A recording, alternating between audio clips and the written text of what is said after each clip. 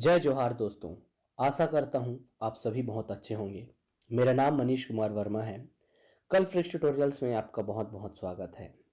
राज्य वन सेवा ACF ranger के लिए हमने एक स्मार्ट कोर्स बनाया है। आप कल फ्रिक्स ट्यूटोरियल के वेबसाइट पर जाकर कोर्स हेतु जानकारी प्राप्त कर सकते हैं।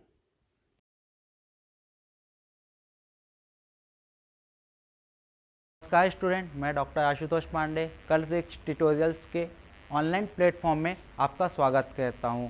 टॉपिक शुरू करने से पहले मैं आपसे कुछ बातें करना चाहता हूं। उसमें हमारी पहली बातें ये है कि कल फ्रिक्स ट्यूटोरियल्स के एसीएफ और रेंजर की ऑनलाइन क्लासेस 15 जुलाई से चालू हो रही है। इसमें आप डायरेक्ट कोचिंग में फ़ोन करके रजिस्ट्रेशन कर सकते हैं या वेबसाइट से भी रजिस्ट्रेशन कर सकते हैं। सेकेंड ये कि 15 जुलाई से ही हमारी ऑनलाइन टेस्ट सीरीज़ चालू हो रही है।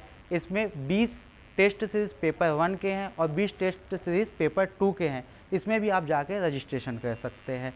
अब मैं आपको बायोलॉजी पूरा पढ़ाऊंगा। उसमें हमारा पहला टॉपिक होगा रिप्रोडक्टिव सिस्टम। पहले हम रिप्रोडक्टिव सिस्टम का ये देख लेते हैं कि इसका वेटेज क्या है एग्ज़ाम में। तो पिछले साल के एग्ज़ाम में रिप्रोडक्टिव सिस्टम से प्लांट रिप्रोडक्शन और एनिमल रिप्रोडक्शन से 6 से 7 क्वेश्चन आए थे। तो इस साल भी हम उम्मीद करते हैं क्या है कि कुछ पार्ट रिप्रोडक्शन का कहाँ है, कृषि में है, इसलिए हम उम्मीद कर सकते हैं कि 6 से 7 क्वेश्चन फिर से आएंगे। अब हम ये देखते हैं कि रिप्रोडक्टिव सिस्टम में रिप्रोडक्शन का मीनिंग क्या होता है। रिप्रोडक्शन का एक सिंपल सा मीनिंग होता है कि एक पुराने जीव से नए जीव का निर्माण को हम क्या बोलते हैं, रिप्रोडक्टिव। ठीक है। और उसके बाद सिस्टम का मतलब क्या होता है, उस पुराने जीव से नए जीव के निर्माण में एक तंत्र काम करता है, एक तंत्र का इन्वॉल्वमेंट होता है, तो उसे हम क्या बोलेंगे, सिस्टम। तो इस पूरे वर्ड को क्या बोला जाएगा, रिप्रोडक्टिव सिस्टम। अब इस रिप्रोडक्टिव सिस्टम को 2 भागों में विभाजित किया जाता है। पहला एसेक्सुअल और दूसरा सेक्सुअल। पहला क्या, एसेक्सुअल और दूसरा सेक्सुअल। अब हम इसके नाम से ही देखते हैं कि इसका नाम क्या है, एसेक्सुअल। तो जिनमें ए मतलब क्या होगा, अब्सेंट, और सेक्सुअल मीन्स क्या होगा, गैमिट। तो जिनमें रिप्रोडक्शन गैमिट के अनुपस्थिति में होता है उसे हम क्या बोलते हैं, एसेक्सुअल रिप्रोडक्शन। जैसे कि हम बहुत सारे एग्जाम्पल दे सकते हैं, बट आप जो जानते हैं जो आपके कोर्स में है, अमीबा। अमीबा में क्या होता है, विखंडन के कारण 2 अमीबा का निर्माण हो जाता है। तो ऐसे इस रिप्रोडक्शन को हम क्या बोलेंगे, एसेक्सुअल रिप्रोडक्शन। फिर हम देखते हैं सेक्सुअल रिप्रोडक्शन, जिनमें प्रेजेंट क्या हो, गैमिट। प्रेजेंट क्या होता है, गैमिट, उसको हम क्या बोलते हैं, सेक्सुअल रिप्रोडक्शन। ठीक है। अब हम इसमें एक और चीज़ देख सकते हैं कि इनमें बेसिक अंतर क्या होता है, एसेक्सुअल और सेक्सुअल में। दोनों में क्या होता है, पुराने जीव से नए जीव का निर्माण होता है, परंतु इनमें अंतर क्या होगा, एसेक्सुअल रिप्रोडक्शन उसी पुराने जीव से नए जीव का निर्माण हुआ बिना अर्धसूत्री विभाजन के, बिना मियोसिस के। इसलिए ये जीव जो होंगे, जो नए जीव बनेंगे, वो क्या होंगे, आनुवंशिक रूप से समान होंगे। ठीक। और इसमें जो निर्माण होगा वो किससे होगा, मियोसिस के बाद निर्माण होगा। मियोसिस के बाद निर्माण होने की वजह से ये जीव में क्या होंगे, आनुवंशिक रूप से भिन्न होंगे। ये क्वेश्चन बहुत बार आ चुका है, सदाबहार क्वेश्चन बोलते हैं हम अपने भाषा में, कि किस रिप्रोडक्शन में जो जीव बनेगा वो आनुवंशिक रूप से भिन्न बनेगा, सेक्सुअल, एसेक्सुअल, बोथ या नन। तो हमेशा आंसर क्या आ जाएगा, सेक्सुअल, क्योंकि जो नए जीव बनेंगे वो आनुवंशिक रूप से भिन्न किस में होंगे, सेक्सुअल रिप्रोडक्शन में। इसी क्वेश्चन को थोड़ा सा मॉडिफाइड करके दिया जाता है कि कौन सा रिप्रोडक्शन विकास में सहायक है। तो विकास में सहायक कैसे होगा, जब जीव में वेरिएशन आते जाए, विभिन्नता आते जाए, तब विकास होता है।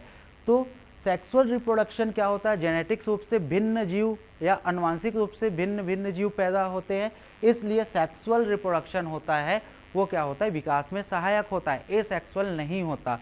क्योंकि आपने देखा होगा, जैसे एसेक्सुअल, हम एक एग्जांपल और ले तो पोटैटो, आलू क्या कहता है, एसेक्सुअल रिप्रोडक्शन कहता है। अब आलू 400 साल से आलू ही है और आज भी आलू ही है, मतलब उसमें कोई भी जेनेटिकल रूप से विभिन्नता नहीं आई, दिखने में, उसके संरचना में क्या है, सब समान है, इसलिए आज भी इनमें विभिन्नता नहीं आई, इसलिए ये रिप्रोडक्शन कभी भी विकास में सहायक नहीं करता।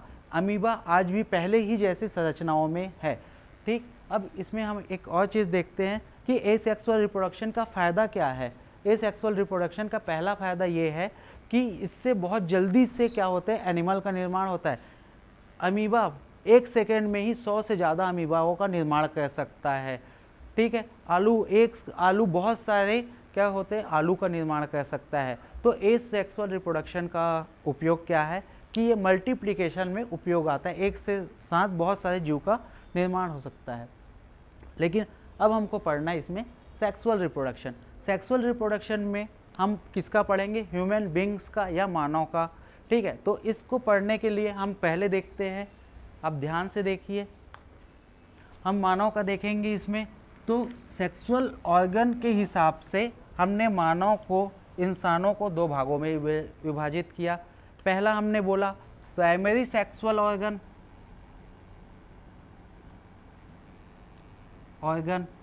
दूसरे को हमने बोला सेकेंडरी सेक्सुअल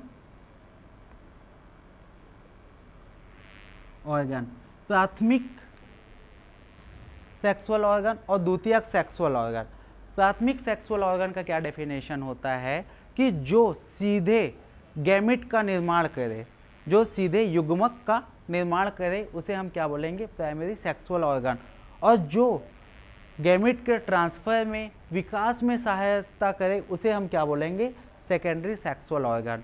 तो प्राइमरी सेक्सुअल ऑर्गन को मेल और फीमेल पे हम बांटें तो 2 भागों में बांट सकते हैं। एक मेल का प्राइमरी सेक्सुअल ऑर्गन होगा और दूसरा फीमेल का प्राइमरी सेक्सुअल ऑर्गन होगा। मेल का सेक्सुअल ऑर्गन कौन सा होगा, प्राइमरी, जिसको हम बोलेंगे टेस्टिस, जो कि डायरेक्ट किसका निर्माण करता है, स्पर्म का निर्माण करता है। फीमेल का अगर हम प्राइमरी सेक्सुअल ऑर्गन बोलेंगे तो कौन सा होगा, ध्यान से देखिए, ओवरी। ध्यान से इसको फिर से समझिए, प्राइमरी सेक्सुअल ऑर्गन कौन सा होगा, मेल का टेस्टिस और फीमेल का ओवरी, क्योंकि ये डायरेक्ट टेस्टिस स्पर्म का निर्माण करता है और फीमेल का ओवरी डायरेक्ट किसका निर्माण करता है, ओवम का निर्माण करता है।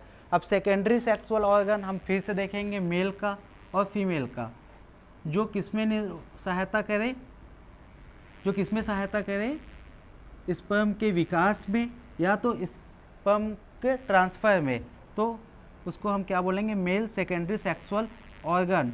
ठीक है, तो मेल सेकेंडरी सेक्सुअल ऑर्गन में हम जैसे एग्जाम्पल में देखेंगे इसका, तो एपिडिडाइमिस, सेकेंडरी फीमेल का हम देखेंगे तो क्या होगा, बहुत सारे ऑर्गन होते हैं, आप फैलोपियन ट्यूब ले लो। मैं एक एक एग्जाम्पल बताते जा रहा हूँ, जब इसकी हम संरचना पढ़ेंगे मेल रिप्रोडक्टिव ऑर्गन और फीमेल रिप्रोडक्टिव ऑर्गन का, तो क्या है, इसको आप पूरे समझ जाएंगे कि कौन कौन सा ऑर्गन होता है।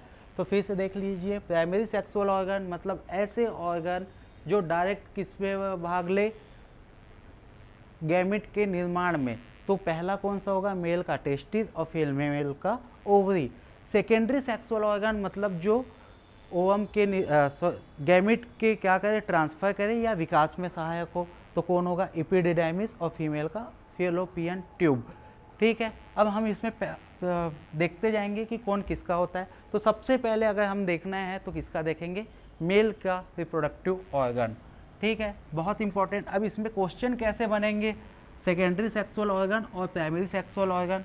तो इसमें क्वेश्चन क्या बनता है कि कौन सा ऑर्गन इनमें से प्राइमरी सेक्सुअल ऑर्गन है, कौन सा इनमें से सेकेंडरी सेक्सुअल ऑर्गन है।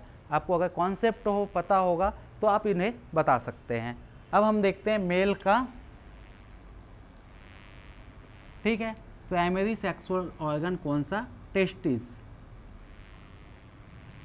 टेस्टिस का सबसे पहले हम लोकेशन देखेंगे, लोकेशन की कहाँ पे होता है। अब बताइए टेस्टिस कहाँ पे होता है, टेस्टिस कहाँ पे होता है। देखिए टेस्टिस का सिंपल सा लोकेशन है एक्सटर्नल एब्डोमिनल कैविटी।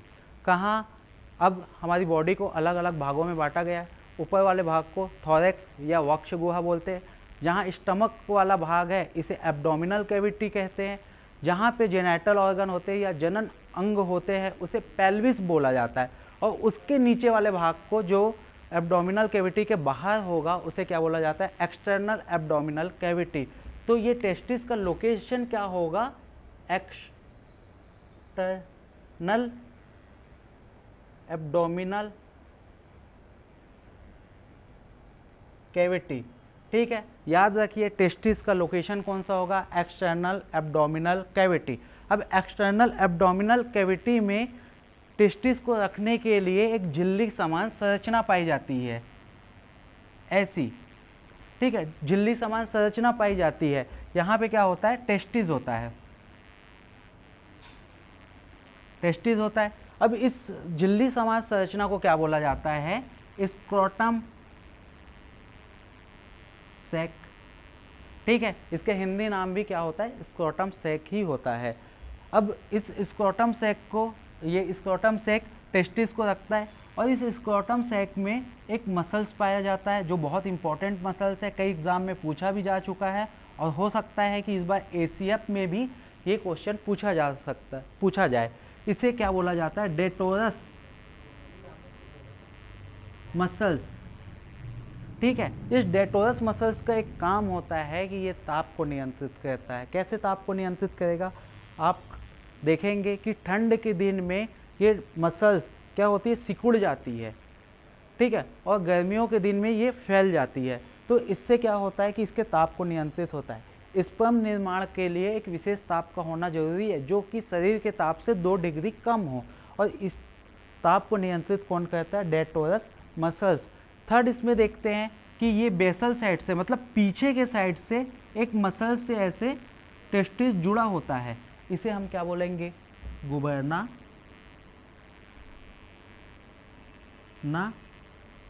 कुलम।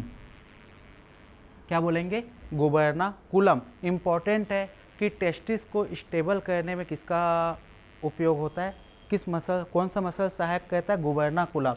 तो हम इसे क्या बोलेंगे, गुबर्नाकुलम। तो हमने 2 मसल्स देखा, डेटोरस मसल जो कि ताप को नियंत्रित करेगा, दूसरा देखेंगे गुबर्नाकुलम जो कि टेस्टिस को अपने जगह में बांध के रखता है।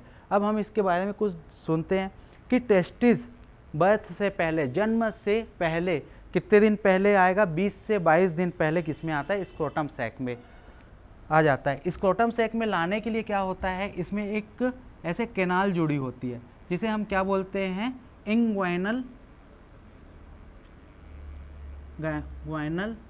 कैनाल। ठीक है, क्या मैंने बोला कि बर्थ से 20 से 25 दिन पहले ही ये टेस्टिस स्क्रोटम सैक में आया है, और इस टेस्टिस को एब्डोमिनल कैविटी से कौन लाया है, इंग्वाइनल कैनाल।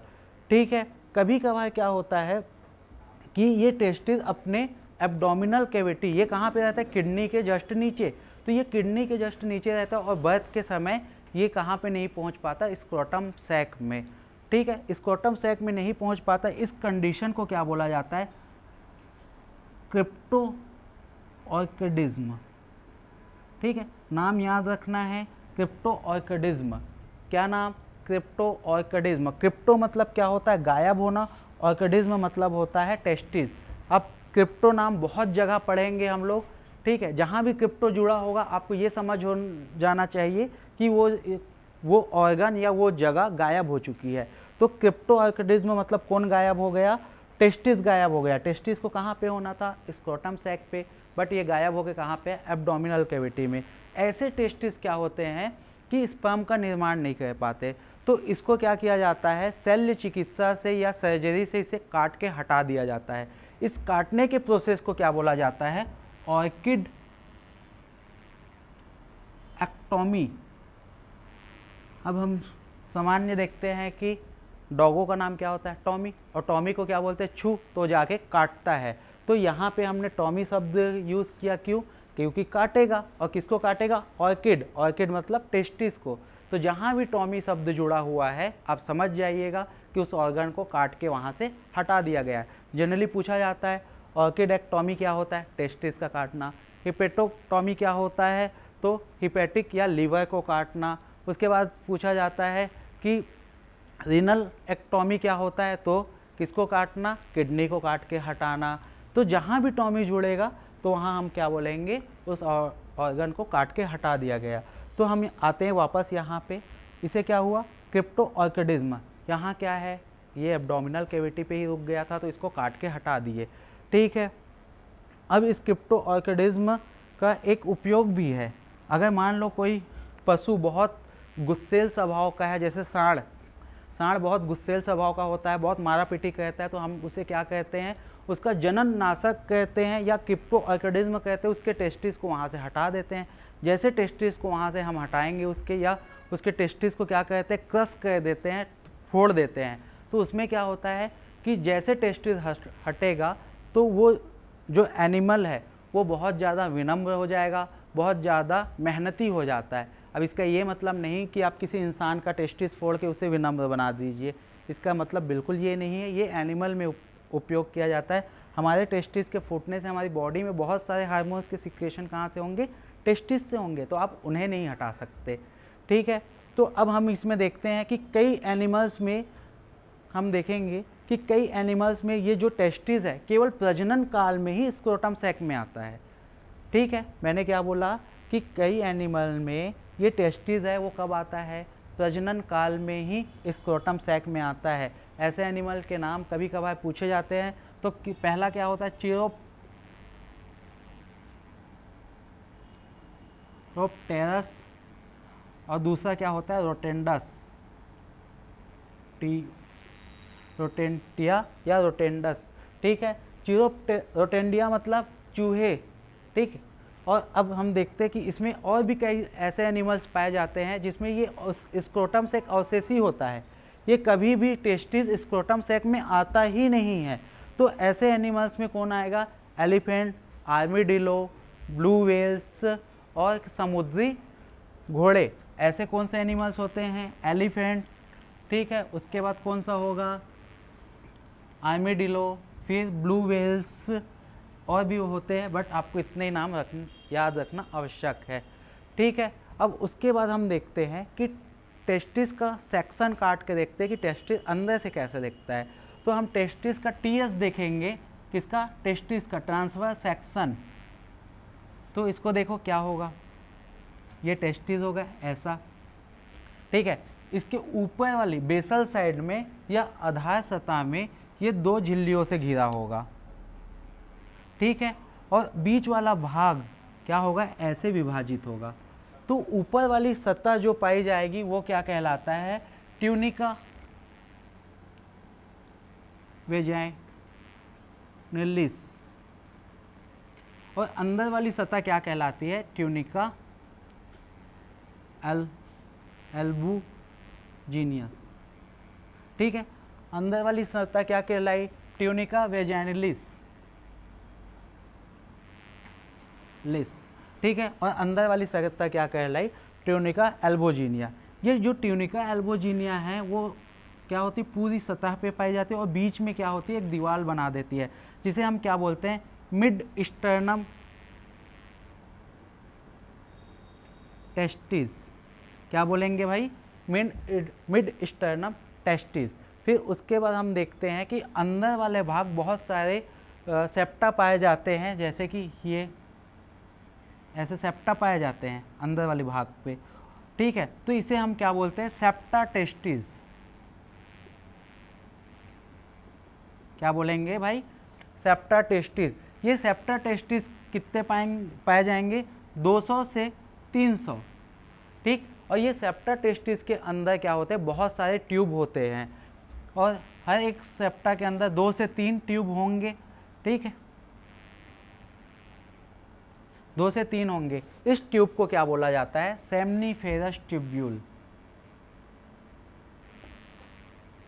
क्या बोला जाएगा भाई, सेमनीफेरस ट्यूब्यूल। ठीक है, अब यही सेमनीफेरस ट्यूब्यूल के अंदर किसका निर्माण होता है, स्पर्म का निर्माण होता है। हम ये देखते हैं कि सेमनीफेरस ट्यूब्यूल क्या होती है, बहुत सारी ट्यूब मिल के यहाँ पे एक ट्यूब बना लेती है, ये ट्यूब। ठीक है, और यहाँ एक गुच्छे समान संरचना में बदल जाती है। इस गुच्छे समान संरचना को क्या बोला जाता है, रेटे टेस्टिस। क्या बोला जाता है, रेटे टेस्टिस। जब ये रेटे टेस्टिस किससे इस टेस्टिस के बाहर निकलती है, सुपरफिशियल लेयर पे आती है, यहाँ पे इसके सतह पे आती है, तब इसे क्या बोला जाता है, वाशा, क्या बोलेंगे, इफिरेंस, वाशा इफिरेंस बोलेंगे। ठीक है, इस आपको अगर स्पेलिंग नहीं समझ आ रहा होगा तो कल्फ्रिक्स ने अपना बुक भी लॉन्च किया है, आप उस बुक को ले सकते हैं। ठीक है, उसमें आपको ये इजी पड़ेगा, बाकी ये स्पेलिंग ऐसी होता है। ठीक, अब वाशा इफिरेंस बोलेंगे, फिर ये इफिरेंस आगे चल के फिर से विभाजित हो जाती है इस प्रकार से। तो इस वाले भाग को क्या बोला जाता है, इपिडिडाइमिस।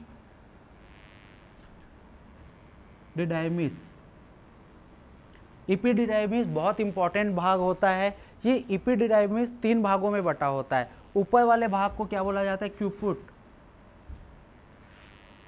फिर कॉर्पस, और फिर नीचे वाले भाग को बोला जाता है क्यूडा। क्या बोला जाता है, क्यूडा बोला जाता है। इपिडिडाइमिस के 3 भाग होते हैं, क्यूपुट, कॉर्पस और क्यूडा। आपको ये सब याद रखना इसलिए ज़रूरी है क्योंकि ये जब हम स्पर्म का ट्रैक पढ़ेंगे, स्पर्म का रास्ता पढ़ेंगे, तो ये आपसे पूछा जाता है।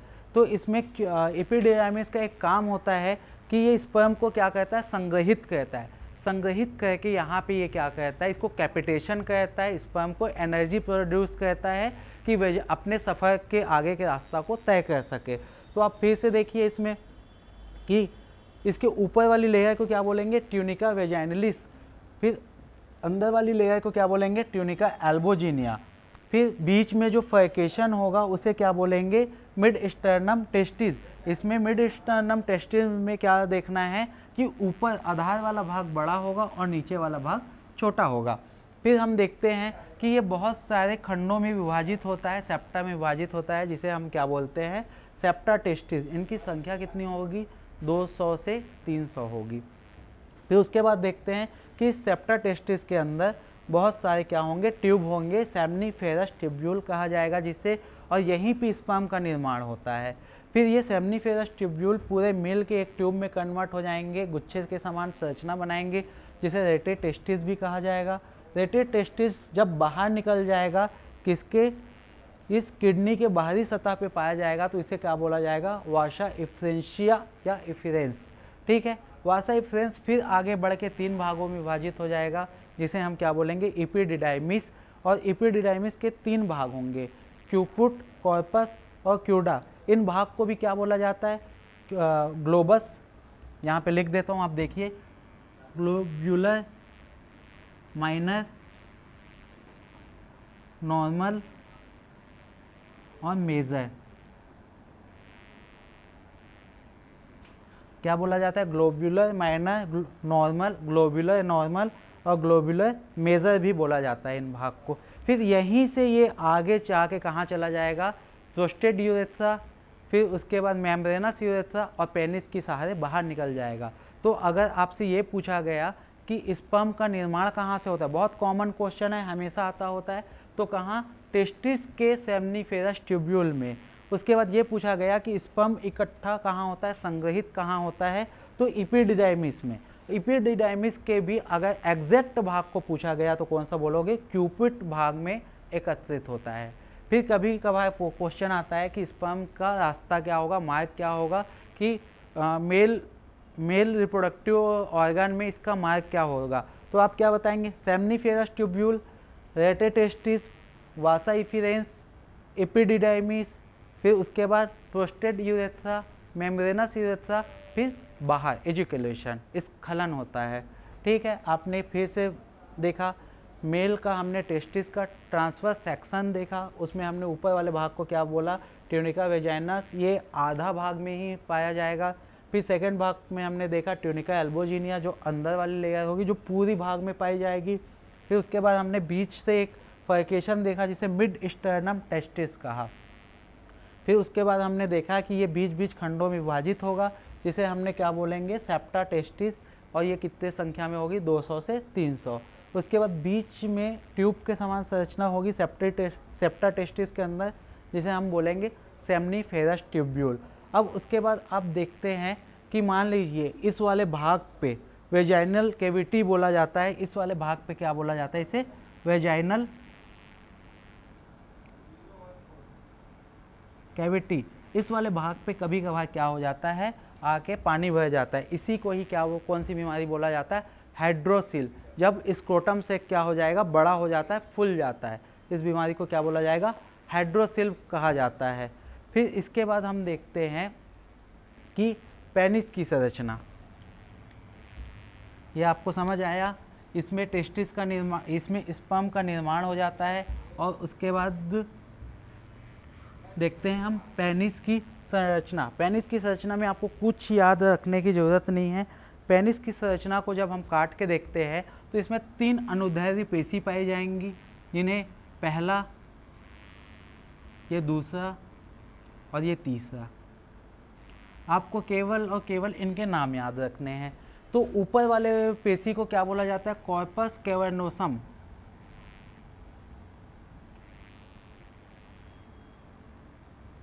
इसे याद बस रखना है नाम, और कुछ नहीं है।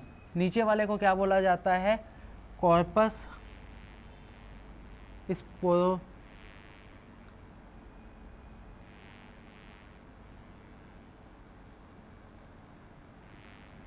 Corpus sporangium. ठीक है, ऊपर वाले को क्या बोला जाता है, कॉर्पस कैवर्नोसम, और नीचे वाले को बोला जाता है कॉर्पस स्पोरेंजियम। कॉर्पस कैवर्नोसम की 2 मसल्स होती है, जिसमें एक एक तो रक्तपात्र होता है। रक्तपात्र मतलब जब पेनिस इरेक्शन होता है तो ब्लड यहाँ आके भर जाते हैं, जबकि कॉर्पस स्पोरेंजियम में क्या होता है, 2 रक्तपात्र होते हैं। बस आपको इतना ही याद रखना है, इसके सिवा इसमें कुछ भी याद नहीं रखना है। इसके सिवा आज तक क्वेश्चन कुछ भी नहीं पूछा। पेनिस को जब पेनिस को काट के देखेंगे तो उसमें 2 क्या मिलेंगे, पेशी, अनुदैर्ध्य पेशियाँ मिलेंगी। एक को बोलेंगे कॉर्पस कैवर्नोसम और दूसरे को बोलेंगे कॉर्पस स्पोरेंजियम। अगर एसीएफ में क्वेश्चन पेनिस से पूछता है तो केवल यही पूछेगा, ये मैं आपको लिख के दे सकता हूँ। उसके बाद हम देखते हैं, बहुत इंपॉर्टेंट पॉइंट है, सेमनीफेरस ट्यूब्यूल की संरचना। क्या बायोलॉजी किसके पे आधारित होता है, केवल काटते पे। सबको काटते जाओ, आपको बायोलॉजी समझ आ जाएगा। तो अब हम किसको काट के देखेंगे, सेमनीफेरस ट्यूब्यूल को। किसे,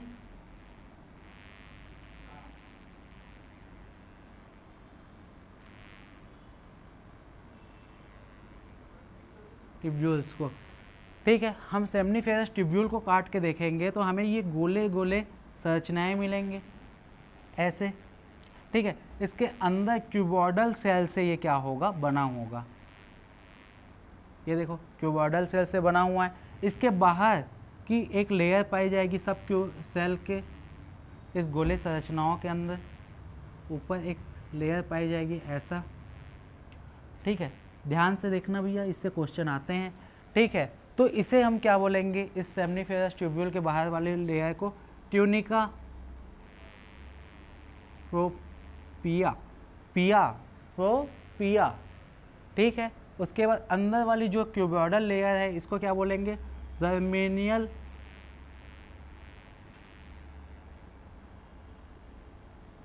एपिथेलियम।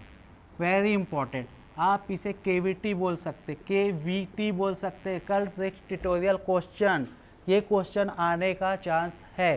क्या बोलेंगे, जर्मेनियल एपिथेलियम किसका बना होगा, क्यूबॉइडल सेल का। क्यूबॉइडल सेल मतलब घनाकार उपकला उत्तक। तो ये क्या है, जर्मेनियल एपिथेलियम। इन्हीं सेलों से किसका निर्माण होगा, स्पर्म का। यहाँ पे कुछ और भी सेल पाई जाएंगी फ्रीली, इसे हम क्या बोलेंगे, लीडिंग सेल। मैं इसको भी केवीटी बोल सकता हूँ। कल ट्यूटोरियल क्वेश्चन ये भी आने की पूरी संभावना है क्योंकि लीडिंग सेल से ही इसमें स्पर्म का निर्माण भी होगा। हम देखते हैं जर्मेनियल एपिथेलियम, केविटी, याद रखना, कल फिक्स ट्यूटोरियल क्वेश्चन है, आने का पूरा संभावना। इसमें ही क्या होगा, कुछ सेल स्तंभाकार कोशिका में बदल जाएंगी। इधर बनाते हैं स्तंभाकार, सब में बनेंगी ना, बट हम किस में बनाएंगे, केवल एक में। चलो इधर भी बना लेते हैं, कंफ्यूज ना नहीं होना, यहाँ भी बना लेते हैं,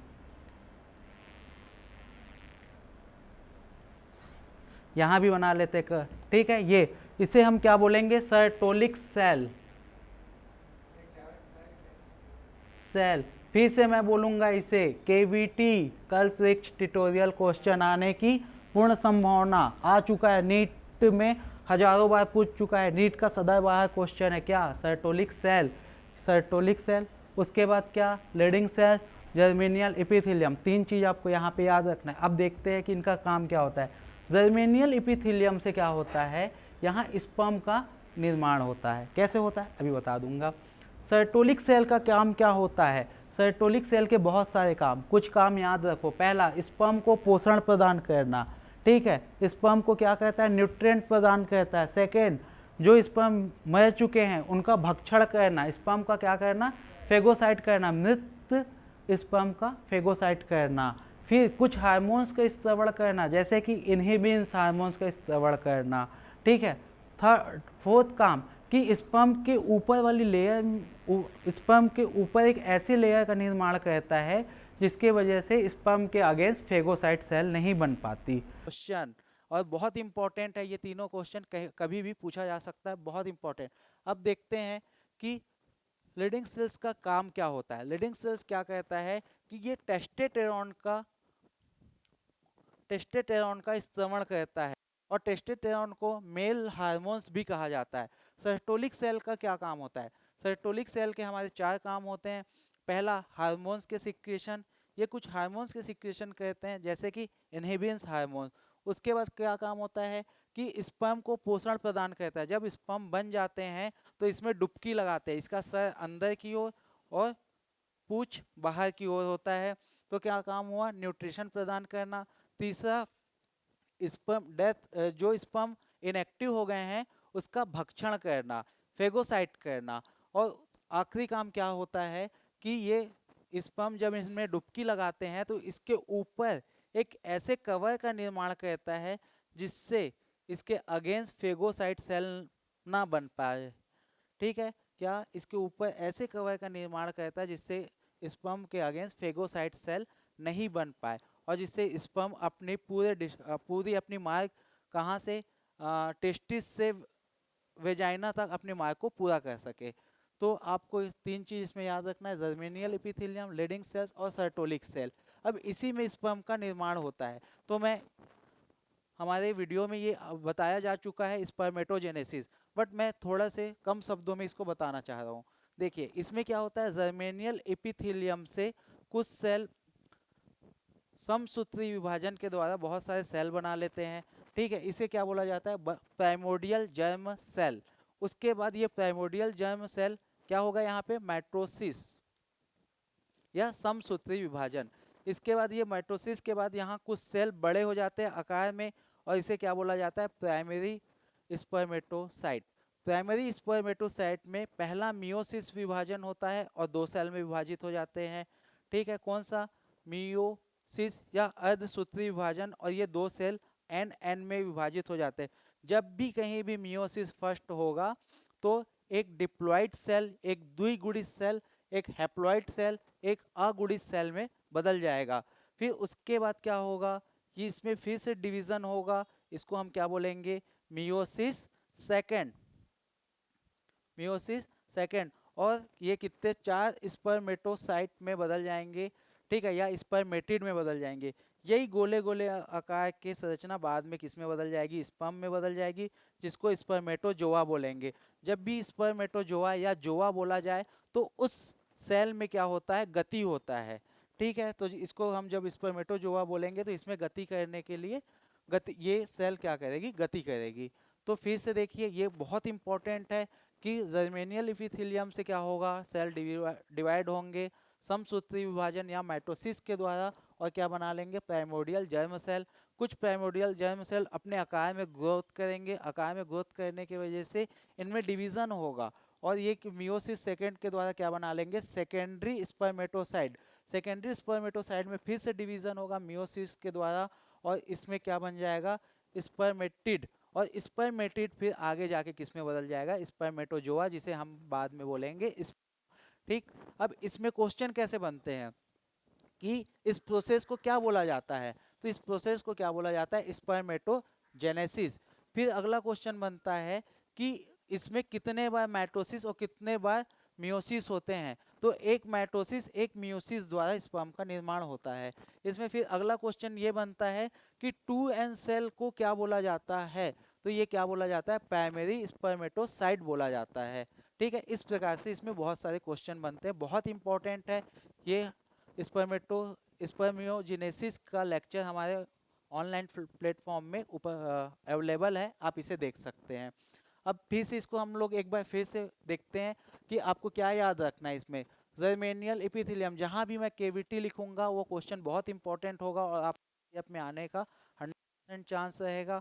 मैं जितने भी जगह केविटी, हर चैप्टर में मैं 10 से 15 जगह केविटी लिखूंगा, उस केविटी को आपको याद कर लेना है, आपको समझ के याद करना है। तो आपको 100% एसीएफ में अगर बायोलॉजी के 22 क्वेश्चन आते हैं तो आप 18 से 19 क्वेश्चन सही करके आएंगे, बस आपको देखते रहना है।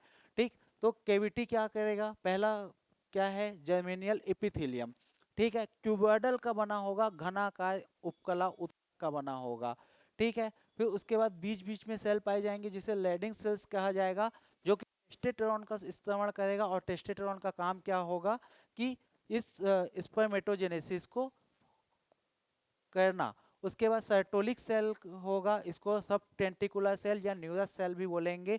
और इसका काम क्या होगा, इनएक्टिव स्पर्म को भक्षण करना। उसके बाद इसको एक्टिव स्पर्म का पोषण करना। उसके बाद हम बोलेंगे कि इसके ऊपर एक ऐसी कवर का निर्माण करेगा जिससे इसके अगेंस्ट एंटीबॉडी ना बन पाए, इसका फेगोसाइट ना हो पाए। और लास्ट कि ये कुछ हार्मोन्स का इस्तेमाल करेगा जो कि इसमें स्पर्म निर्माण का डिसाइड करेंगे।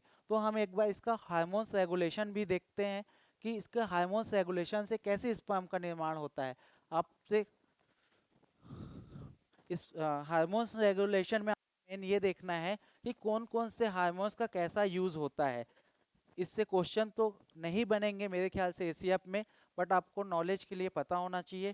क्योंकि कभी कभार क्या पूछता है कि सर्टोलिक सेल से कौन सा हार्मोन्स स्पर्मेटोजेनेसिस को रोकता है या नेगेटिव फीडबैक देता है, तो इसके लिए आपको पता होना चाहिए।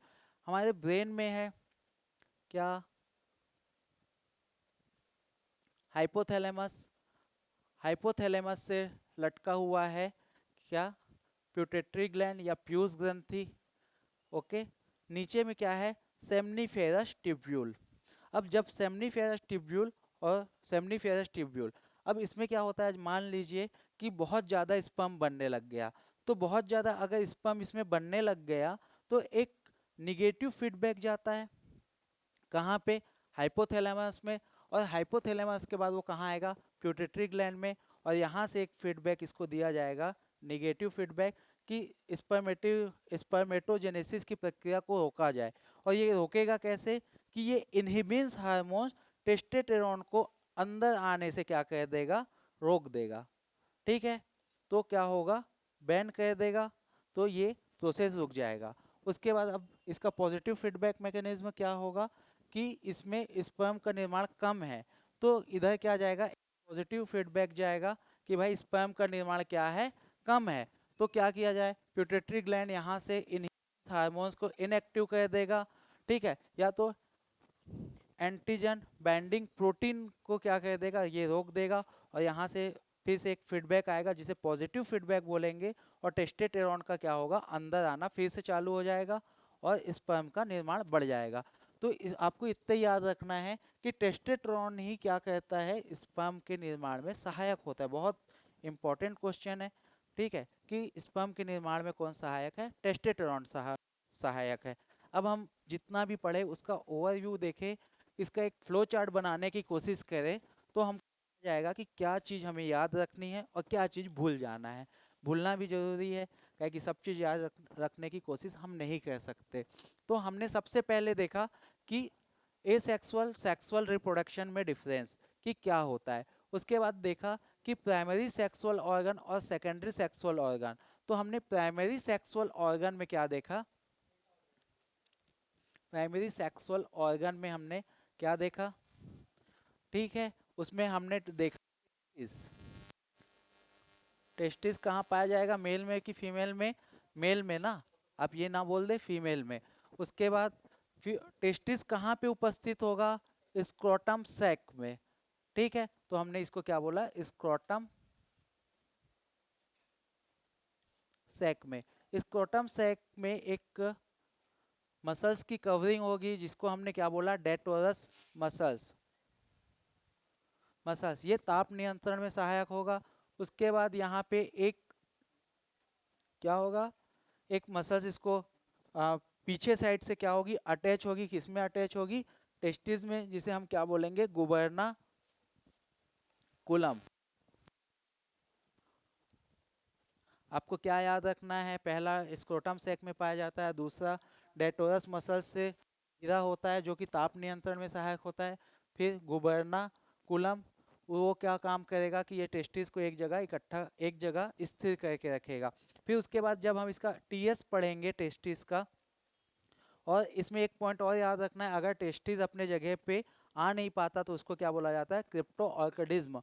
और फिर जब टेस्टिस को काट दिया जाता है तो क्या बोला जाता है, ऑर्किड एक्टोमी। फिर उसके बाद जब टेस्टिस का टीएस पढ़ेंगे तो आपको याद करना है कि बेसल साइड में दो लेयर पाई जाएंगी। ऊपर वाली लेयर को क्या बोलेंगे, ट्यूनिका वेजाइनलिस, और फिर अंदर वाली को क्या बोला जाएगा, ट्यूनिका एल्बुजिनिया। ठीक है। और फिर अंदर पे कुछ सेप्टा पाए जाएंगे, इसे हम क्या बोलेंगे, सेप्टा टेस्टिस कहेंगे। इसमें सेमनीफेरस ट्यूब्यूल होंगे। एक सेप्टा में कितने होंगे, एक से दो से तीन, और टोटल ये सेप्टा की संख्या कितनी होगी, सेप्टा टेस्टिस की 200 से 300, 200 से कितनी, 300 होगी। फिर यही आगे जाके क्या बना लेगा, ये सब ट्यूब मिलके एक गुच्छे समान संरचना बनाएंगे जिसे हम क्या बोलेंगे, रेटे टेस्टिस। ठीक। और रेटे टेस्टिस जब वृष्ण के ऊपर आ जाएगा या टेस्टिस के ऊपर आ जाएगा तो इसी को क्या बोलेंगे, वाशा इफिरेंस। फिर उसके बाद जब ये आगे बढ़ेगा तो इसको क्या बोलेंगे, इपिडिडाइमिस। इपिडिडाइमिस। ठीक है। इपिडिडाइमिस का पहला वाला भाग क्या कहलाएगा, क्यूपुट। फिर सेकेंड वाला भाग क्या कहलाएगा, कॉर्पस। और लास्ट वाला भाग कहलाएगा क्यूडा। इसमें से क्वेश्चन क्या पूछा जाएगा कि स्पर्म को संग्रहित कौन कहता है, कौन कहता है, इपिडिडाइमिस। क्यों कहता है, क्या है कि कुछ टाइम अपने पास रख के ये इसको एनर्जी प्रोवाइड करता है जिसके कारण स्पर्म अपने पूरे रास्ते को पूर्ण कर सके। और लास्ट में फिर क्या पूछा जाता है कि इसके आगे बढ़ने से कहाँ पहुँचेगा, प्रोस्टेट यूरेथ्रा, मेम्ब्रेनस यूरेथ्रा, फिर बाहर। ठीक है। और उसके बाद हम इसमें सेमनीफेरस ट्यूब्यूल की जब संरचना देखेंगे तो आपको क्या रखना है, याद रखना है, सबसे पहले जर्मेनियल एपिथेलियम याद रखना है, जो कि कैसा बना होगा, घनाकार उपकला उत्तकों का क्यूबॉइडल एपिथेलियम का बना होगा। फिर उसके बाद आपको नीचे देखना है कि क्या होगा, इसमें कुछ सेल बड़ी हो जाएंगी, स्तंभाकार हो जाएंगी, जिसे हम क्या बोलेंगे, सर्टोलिक सेल। फिर इसमें अगला क्या रखना है कि इसी सेमनीफेरस ट्यूब्यूल में क्या पाया जाएगा, लेडिंग्स सेल्स पाया जाएगा, जो किसका श्रवण करता है, टेस्टोस्टेरोन का श्रवण करता है। तो आपको ऐसा याद रखना है। लास्ट में हम इसका एक देखते हैं कि सीमन का निर्माण कैसे होगा।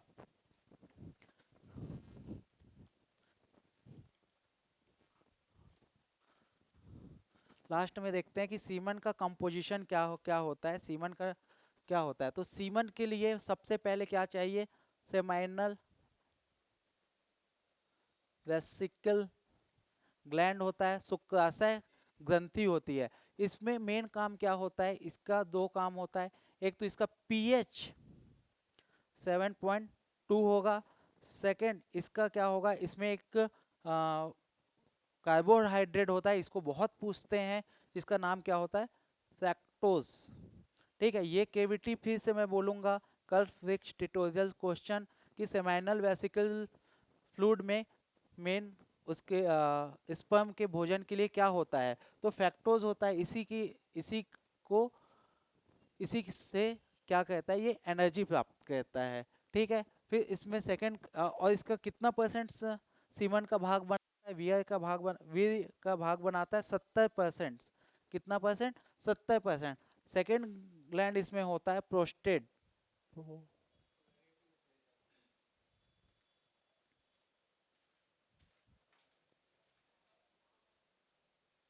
प्रोस्टेट ग्लैंड, ठीक है। प्रोस्टेट ग्लैंड कहाँ पे होगा? प्रोस्टेट ग्लैंड यूरेथ्रा में होगा, ठीक है। और इसका मेन क्या होता है, इसमें इसका पीएच कितना होता है? 6.8। इसमें अगर हम देखें तो क्या पाया जाता है? सिट्रिक एसिड पाया जाता है, जिसके वजह से इसका पीएच क्या होता है? 6.8। और इसमें लास्ट क्या होता है कि इसमें फाइब्रोनोजन भी होता है,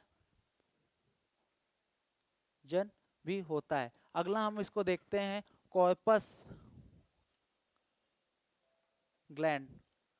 कॉर्पस ग्लैंड में हम देखेंगे कि इसका पीएच क्या होगा? 7.2। और इसका मेन काम क्या होता है कि ये स्पर्म के मार्ग को क्या कहता है? चिकना बनाता है और इसके जो पीएच को न्यूट्रल करता है। इसके पीएच को न्यूट्रल करने की वजह से स्पर्म अपने जो रास्ते में इजीली आगे बढ़ता हो जाता है, ठीक है। तो हमने 3 ग्लैंड पढ़ा, seminal vesicles gland, prostate gland और कॉर्पस पस ग्लैंड, ठीक। अब सेमाइनल वेसिकल ग्लैंड में क्या होगा? पीएच 7.2। और इसमें जो भोजन पाया जाएगा, जो एक कार्बोहाइड्रेट पाया जाएगा, वो क्या होगा? फैक्टोज होगा। और ये 70% सेमाइनल वेसिकल का सीमन का भाग बनाता है। प्रोस्टेट कितना परसेंट बनाता है? 30% बनाता है। प्रोस्टेट ग्लैंड कितना परसेंट बनाएगा? 30%। और इसमें पीएच 6.8, साइट्रिक एसिड और फाइब्रिनोजन पाया जाएगा। कॉर्पस ग्लैंड कितना पाया जाएगा? 7.2 इसका पीएच होगा। इसका काम क्या होगा कि स्पर्म के ट्रैक को चिकना बनाना, जिसके वजह से ये इजी आगे बढ़ सके। सेकंड कि प्रोस्टेट के जो पीएच को न्यूट्रल करना। इसे कॉर्पस ग्लैंड को ही बर्थोलिन ग्लैंड भी बोला जाता है, ठीक है। और उसके बाद एक और ग्लैंड पाया जाता है जो कि मानव में नहीं पाया जाता। वो किस में पाया जाता है? जानवरों में पाया जाता है, बिल्ली, कुत्ते, डॉग, ठीक है। तो उससे हम क्या बोलते हैं? रेक्टल ग्लैंड, या इसी को क्या बोला जाता है? Pineal gland. अब रेक्टल ग्लैंड और पीनियल ग्लैंड क्या है? ये कहाँ पे पाया जाएगा? रेक्टम के पास पाया जाएगा, ठीक है। और इसका मेन काम क्या होता है? फिरामोन्स का इस्तेमाल करना। फिरामोन्स का काम क्या होता है? किसी भी जंतु को लैंगिक आकर्षण करना, ठीक है, अपने प्रजनन के लिए आकर्षण करना। तो ये क्या होते हैं कि जानवरों में पाए जाते हैं, मानव में अब्सेंट होते हैं। लास्ट अगर हम इसका देखें पेनिस की संरचना, तो पेनिस की संरचना में आपको कुछ भी याद नहीं करना है। पेनिस की संरचना में केवल और केवल आपको 2 पॉइंट याद करना है। पहला कि पेनिस क्या होता है? 3 अनुदैर्ध्य पेशियों से मिलकर बना होता है। ये देखिए ऐसा, ठीक है। इसमें अंदर पे रक्तपात्र होता है, रक्तपात्र होता है, ठीक है। तो ऊपर वाले 2 अलग अलग भाग होते हैं, इसको हम क्या बोलते हैं? Corpus cavernosa. और अंदर वाले भाग को क्या बोला जाता है? कॉर्पस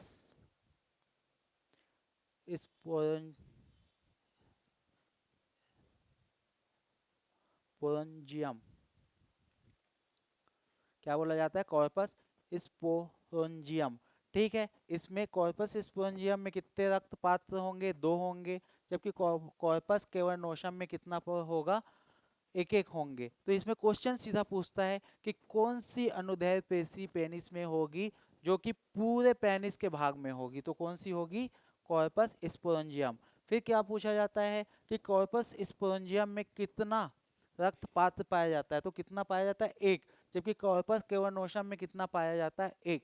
इसी के साथ दोस्तों मेल रिप्रोडक्टिव ऑर्गन खत्म होता है, ठीक है। मैं नेक्स्ट लेक्चर में या नेक्स्ट वीडियो में आपको फीमेल रिप्रोडक्टिव ऑर्गन पढ़ाऊंगा। इसमें आपके जो एक इम्पोर्टेंट क्वेश्चन मैं कुछ बता देता हूं जो हमेशा पूछे जाते हैं। सबसे पहले पूछा जाता है कि ऐसे कौन से एनिमल्स हैं जिसमें प्रजनन के समय ही टेस्टिस स्क्रोटम सैक में आता है? तो मैंने आपको बताया था कि कौन कौन से टेरस, ठीक है, और रोटेंसिया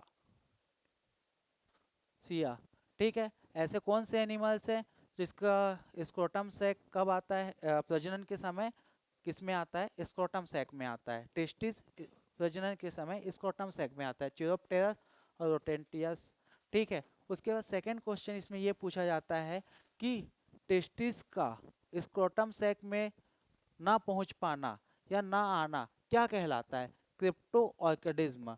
ठीक है, क्या कहलाता है? क्रिप्टोऑर्किडिज्म। अगला क्वेश्चन बनता है कि जो स्पर्म का निर्माण होता है वो जर्मेनियल एपिथेलियम जनन उपकला किसकी बनी होती है? तो किसकी बनी होती है? क्यूबॉइडल सेल की बनी होती है। उसके बाद पूछता है कि सर्टोलिक सेल कहाँ पाई जाती है? तो सेमनीफेरस ट्यूब्यूल में। उसके बाद पूछता है कि लीडिंग सेल्स कहाँ पाई जाती है? तो सेमनीफेरस ट्यूब्यूल में पाई जाती है। उसके बाद ये क्वेश्चन बनता है कि सीमन का 70% भाग कौन सा ग्लैंड बनाता है? तो कौन सा बनाता है? सेमाइनल वेसिकल्स बनाता है। उसके बाद ये पूछता है कि पेनिस में पूर्ण भाग में फैला हुआ कौन सा मसल्स होता है? तो कौन सा होता है? कॉर्पस स्पोंजियम इसका मसल्स होता है। ये कुछ क्वेश्चन बहुत इंपॉर्टेंट होते हैं, आप इसे नोट कर लीजिए, वन लाइनर नोट कर लीजिए। कल फिक्स ट्यूटोरियल्स के बुक भी मार्केट में आ चुके हैं, आप वो परचेज कर लीजिए और इन्हें पढ़ते रहिए। Okay, thank you, good night.